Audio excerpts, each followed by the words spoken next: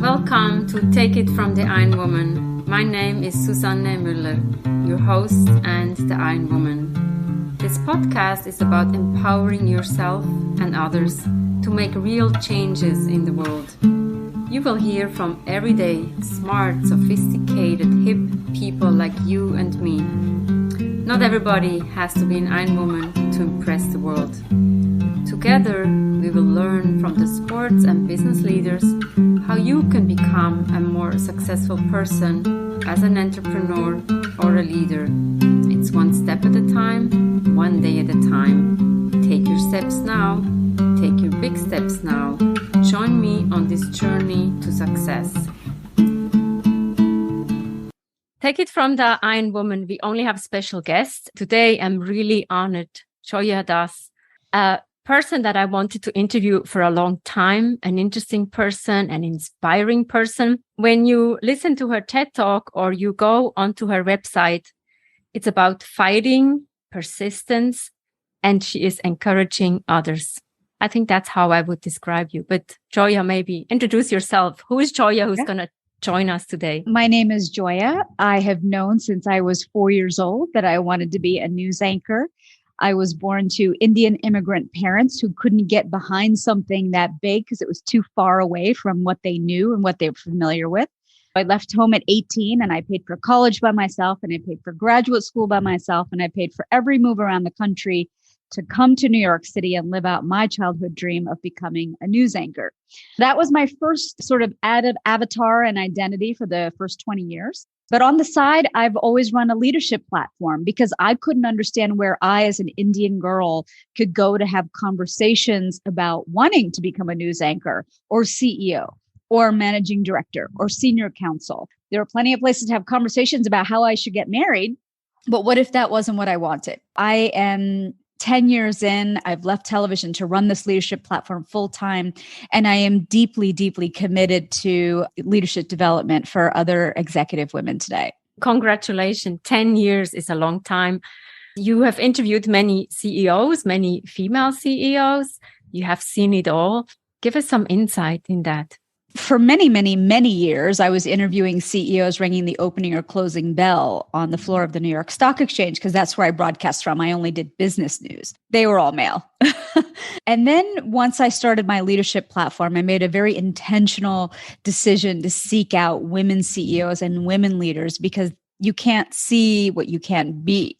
I wanted to get in front of this live audience, this community that I'd built, and show them women who had become very successful in what they were doing and had become part of the C-suite. What would I say is different? Women are nurturers. Women want to be able to teach the audience. Women want to be able to share the pearls of wisdom so that they can pay it forward. And one of my favorite interviews was Diane von Furstenberg, who talks about every morning she's at a point in her career where she can give back in a meaningful way. And so every morning she gets up and she introduces two people in her network who could benefit from meeting each other. And that's what I the difference between maybe a male CEO and a female CEO. A female CEO is going to leave you with some tactical advice. Granted, the line of questioning is a little bit different as well. When I'm interviewing the CEO of a publicly traded company on the floor of the stock exchange, they want to tell you who they are, who's their competition, what's their leg up on that competition, and what's the future, because that's what investors want to know. The lens with which I was interviewing was very different, but I don't think that the way that I interview has changed at all because I've always led with my natural curiosity.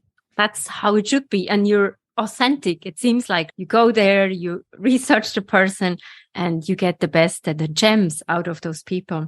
But I love it when women are willing to go there. The women CEOs, granted, we have more time because we're maybe speaking for an hour, but the women are much more willing to go there and be vulnerable about their failures. I remember one interview that I did with this woman who is the vision behind Priyanka Chopra today and her fame that she has here in the United States. And she talked about a year when she had failed. And she sat in her closet and cried and cried and cried and cried. And I remember, like, I'm always watching the room out of the periphery of my eye. You could have heard a pin drop because the room was just wrapped with attention. Here's somebody who's ostensibly very successful telling you about a moment when she'd been brought to her knees. And I think that's what I love about interviewing women CEOs. They're willing to kind of show their hand and wear their heart on their sleeves. I live for those moments when I'm interviewing someone. And these are the real moments. When you think about your company's 10 years old, what would you have liked to know? And you mentioned get a coach as soon as possible. I couldn't agree more with that. You are a coach. Like there's no reason why entrepreneurship has to be any harder than it is. There's no need for us to reinvent the wheel. And I think that I'm not sure what was going on in my head, but I had taken out loans to get through college. I'd taken out loans to get through grad school. And I don't know why that didn't kick in when it came time to start my business. I guess I was already collecting a paycheck too, because I was still on TV. I didn't really think about it, but I really, truly think that the piece of advice I would give myself 10 years ago is to hire a coach. And part of hiring that coach is so much about your mindset. You are betting on yourself. You have to trust yourself. You have to know that this money that is going out the door is going to come back. And so today, one of my biggest frustrations with Indian women when I talk to them, and they reach out on a regular basis because I'm Indian and they see an accessibility there. Nobody role modeled for them that you need to invest in yourself in this way. They go running for the hills the minute they hear how much it costs to work with me. I'm like, well, what is that costing? You are leading from a place of traditional mores. And I'm just curious how that's working out for you, because I know what it did for me. And I know when I finally made that pivot and decided to start investing in myself and knowing that I was going to make that money back, it just escalates you in spades. And there's no need for it to be so painful.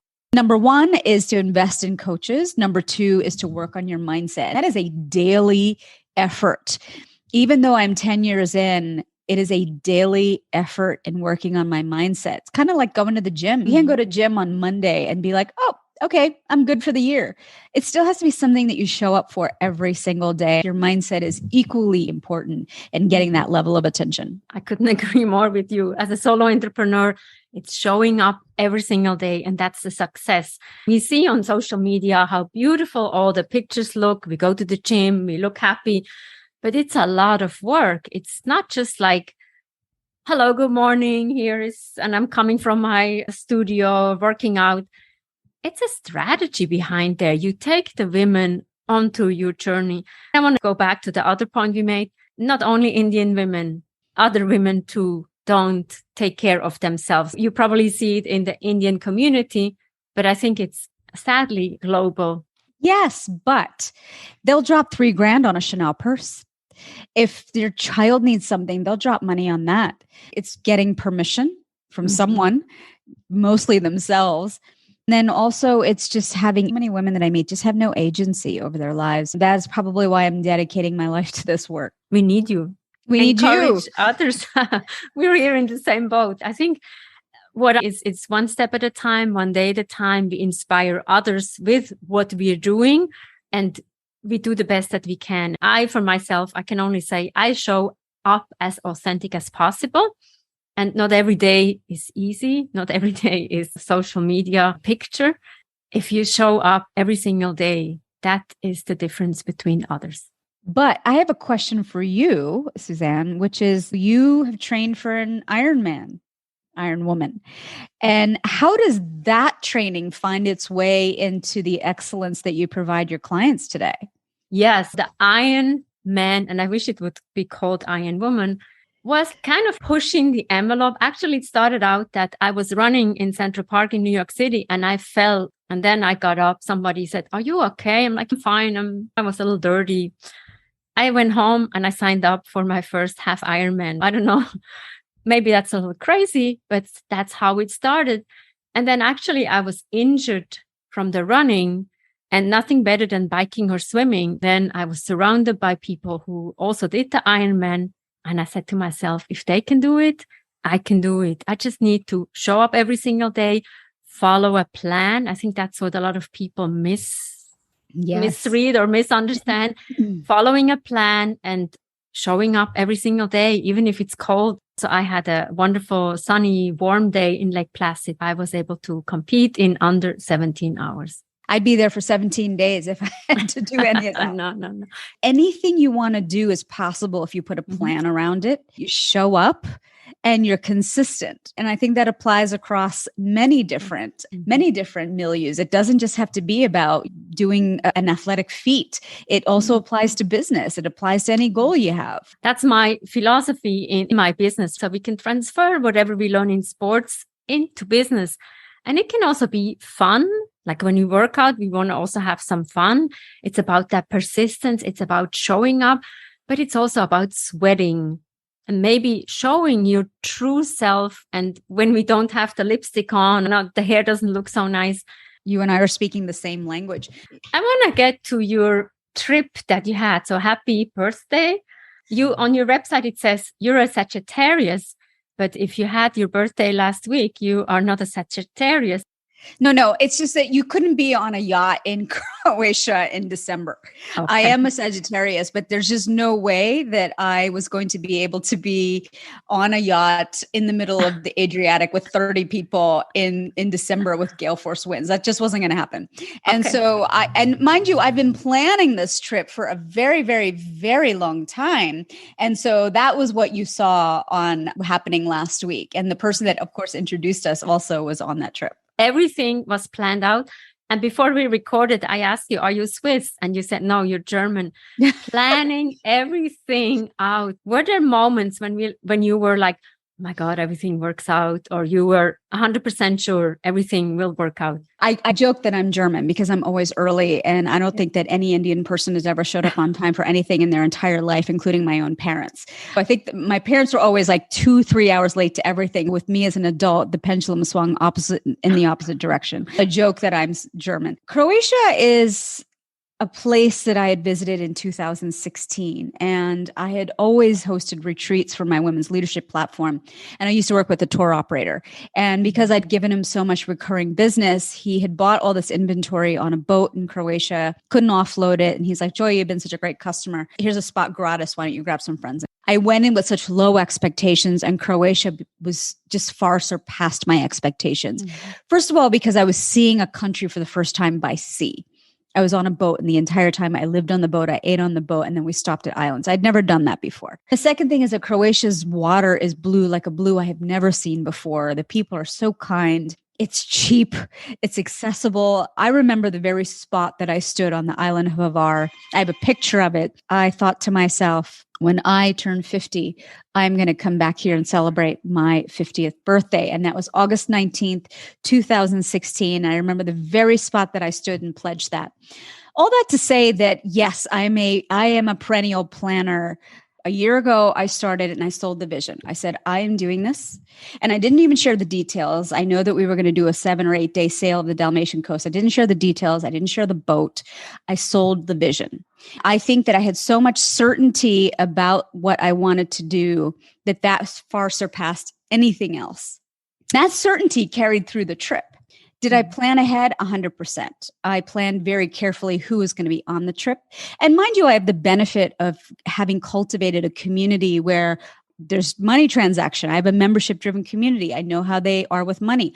I know how they are with follow-through. I know who shows up. I know who doesn't show up. I have the benefit of being able to observe all of the different traits and then carefully pick and choose who goes on this boat, because we're living together on it for a week, and their children are on it and their spouses are on it. And that while television was something I'd wanted to do since I was 4 years old, my true superpower is creating experiences and events. And I think that I finally had to just succumb to that, because that's where I get so much joy, but that's truly where I have this certainty that is above and beyond anything else that I've ever done in my entire life. All that to say is that, yes, I planned. I also had 50% vegetarians on the boat. So I needed to make sure there's an exhaustive list of what they wanted to eat and what the carnivores wanted to eat, and allergies, and what cabin everybody was going to be in. Oh, I don't want to be in this cabin. I want to be in this cabin. Oh, I want goat milk. It was on and on and on. It was a year of that. But then keep in mind, on every island, there was also activities. There was wine tasting. There was kayaking. There was biking. There was buggying. Every day there was a different activity. And that took planning as well. But I was really pleased but I know that it's because of all this meticulous thinking about this every day and attending to every single person's thing. People are going to get in all kinds of fluster about all kinds of things. At the end of the day, work for the deal. The deal is that 30 of us are boarding a boat on July 16th in Croatia. Everything else is immaterial. You want goat milk, or you need a crib, or you need this, or you need that. Let's make it work. Let's figure it out. I have to say, congratulations. This is a 5-star or even a 7-star expedition. You have certainly demonstrated. I used to work for the airline, and I know how difficult some people can be, to say the least. I was selling first-class tickets from New York to Switzerland and around the world. I know how difficult it is, but to be with the people for 7 days also, and you want to keep them as your friends and as your clients, this is no easy task. I can't say enough, though, about the curation. I host dinners all over the world, and I'm always curating the room.